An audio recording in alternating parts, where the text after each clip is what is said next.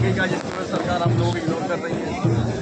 देखिए, मैं भारत के छात्र फेडरेशन से हूँ, एसएफआई से। और एसएफआई का जो आंदोलन है, इस बात से ये तो मैं बिल्कुल नहीं कहूँगी कि हमारे आंदोलन में कोई कमी रह गई है। हर दिन ज़्यादा से ज़्यादा लोग जुड़ते जा रहे हैं और एसएफआई का जो आंदोलन है वो सिर्फ और सिर्फ जंतर मंतर तक सीमित नहीं है, या फिर वो स्टेज तक सीमित नहीं है, या फिर यहाँ पे हमारा जो टेंट लगा है वहाँ तक सीमित नहीं है। हमारा आंदोलन देश भर में जहाँ जहाँ एसएफआई है उन सभी स्टेट्स में धरने कर रहा है, हंगर स्ट्राइक कर रहा है और रैलियाँ निकाल रहा है पूरे तरीके से। कैंपसेस में, चाहे यूनिवर्सिटी कैंपसेस हो, स्कूल्स हों, वहाँ तक एसएफआई पहुँच रही है, वहाँ तक लोगों तक बात पहुँचा रही है, वहाँ से लोगों को सड़कों पर लेकर आ रही है। तो ये बात कहना कि आंदोलन में कमी रह गई है, मैं फिर से कहूँगी कि आंदोलन में कमी नहीं है। अगर अभी तक कुछ नहीं हुआ तो वो उनकी बेशर्मी है कि अपनी गतियों पे अभी तक टिके हुए हैं। धर्मेंद्र प्रधान का आपको विश्वास मांगानी सरकार और मोदी गवर्नमेंट और मोदी जी खास करके तारीफ कर रहे हैं उनका। ये तो अब तो काफ़ी पुरानी बात हो गई कि उनके बर्थडे विश किया, उनकी तारीफ़ की, उनके कार्यकाल में जितनी मौतें हुई हैं उनका उन्होंने बेइज्जती की है। तो ये तो बहुत पुरानी बातें हो गई है। अभी तो सरकार की तरफ से बहुत सी चुप्पी हमें सुनाई दे रही है, पर हम थोड़ी सी बेचैनी देख पा रहे हैं। कभी किसी को टेंट न लाने देना, पुलिस डिप्लॉयमेंट बढ़ा देना, बैग्स की चेकिंग करना, ये सारी तो ये बेचैनी जो है ये तो है कहीं ना कहीं सरकार के मन में। वो उस पर टिप्पणी करे ना करे वो एक अलग बात है, वो उनकी बेशर्मी है। लेकिन मीडिया तो आप लोग ब्लैक आउट कर रहा है, नहीं दिखा नहीं। हाँ, मीडिया तो बिका हुआ है, मतलब जो तो बिका हुआ मीडिया है उनसे हम क्या ही उम्मीद रखते हैं।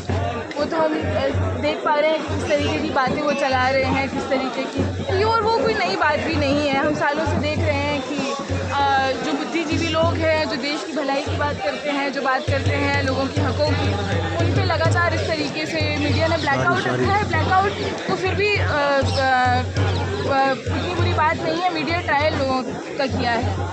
तो ये तो सालों से होता आ रहा है, इसमें कोई नई बात नहीं है। बट आप जैसे पत्रकार हैं जो यहाँ पे आ रहे हैं और लोगों से जो सच्ची बातें हैं लोगों से सुन रहे हैं, उनकी बातों को लोगों तक पहुँचा रहे हैं, तो वो एक सराहनीय काम है जो एक ऑल्टरनेटिव मीडिया जो उभर कर आ रहा है हमारे देश में उसका।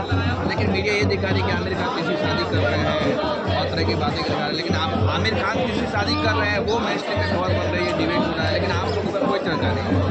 साइंटिस्ट बैठे हैं 15 दिन से ये बहुत ही दुख की बात है। 3 इडियट्स जो फिल्म थी, 3 इडियट्स जो फिल्म थी वो सोनम वांगचुक जी के जीवन पर बनी थी। फुनसुक वांगचुक की जो कैरेक्टर है वो इनके जीवन पे आधारित है, और बहुत दुख की बात है कि जिन लोगों ने वो फिल्म बनाई, जिन्होंने वो कैरेक्टर प्ले किया, वो लोग आज बहुत कंफर्टेबल, बोलते हैं ना इसे, एक बहुत कंफर्टेबल साइलेंस में अपनी ज़िंदगी जी रहे हैं। और जिस इंसान पे वो किरदार आधारित था वो आज इतने दिनों से हंगर स्ट्राइक पे बैठे हैं, लोगों को इकट्ठा करने में लगे हुए हैं। ये एक दुख की बात ज़रूर है, पर उससे क्या फ़र्क पड़ता है, देश की जनता को क्या फ़र्क पड़ता है। अब मुझे नहीं लगता आमिर खान को भी लगता है कि देश की जनता को उनकी तीसरी या चौथी या पांचवी शादी से कोई फ़र्क पड़ना चाहिए। मीडिया को ये दिखाना चाहिए कि किस तरह कितने बच्चे मर गए, उनके लिए इंसाफ मांगने के लिए उन्हीं के जैसे बच्चे सड़कों पर उतरे हुए हैं।